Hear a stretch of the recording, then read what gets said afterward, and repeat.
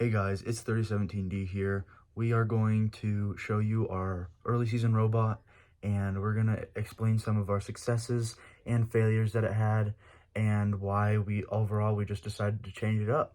I'm Ethan and I'm the main driver for this team. I'm Lane, I'm the main builder. I'm Leia and I'm the documenter.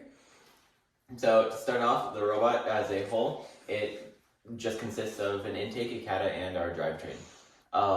The CATA has a rotation sensor on it to read where the CATA is dropped down for us to fire afterwards.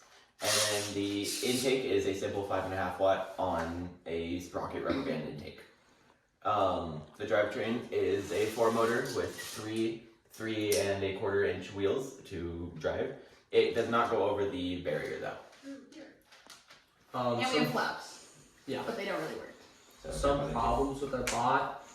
Our intake isn't totally consistent, and sometimes it doesn't. The tri-ball doesn't go into the intake like that. I mean the catapult. It works perfect. And sometimes it gets stuck right about here. Also with our intake, the vertical posts are always a little crooked, which is a big problem with like strength and stability. And for the catapult, we have a ratchet system on the bottom. And if the tri-ball is hit, I guess, in any wrong way, if it hits here or it's not set in perfectly when match loading, it will lock up the catapult during the match, making us unable to launch anything. And then you can go. One problem with our flaps is that they're really janky. They don't have much support with them, no stability. Yeah. They're not complete either. So our problem with our flaps was we were prototyping them, and then once we got done prototyping, we kind of just kept them the same and never rebuilt them as an actual like system of a robot. So here, everything is really just prototypes. We started off strong with the drivetrain. We made CAD, we did a lot of behind-the-scenes work of the designing, and then we kind of got ahead of ourselves and did not do anything else for the catapult or the intake, or even flaps, as mentioned earlier. Overall, like one of the biggest things that didn't work was the catapult.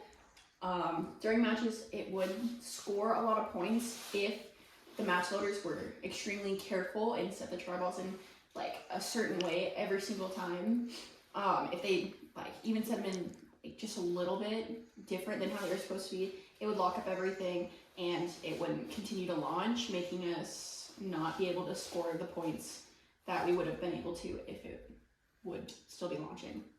For our overall successes, really, we decided that it was the drivetrain because of how much behind-the-scenes work and how much time we took on it.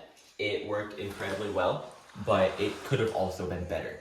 We don't have any way of getting over the bar besides using what we call wedges that have actually broken off, and we think it was the best in the robot.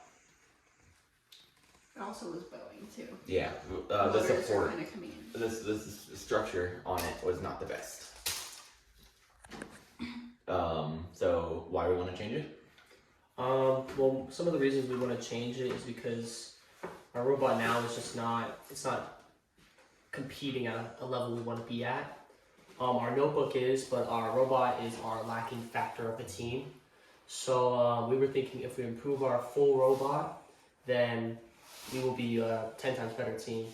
And I don't think we can just change this robot enough to make it better. So we were deciding to rebuild instead of trying to tweak this robot more.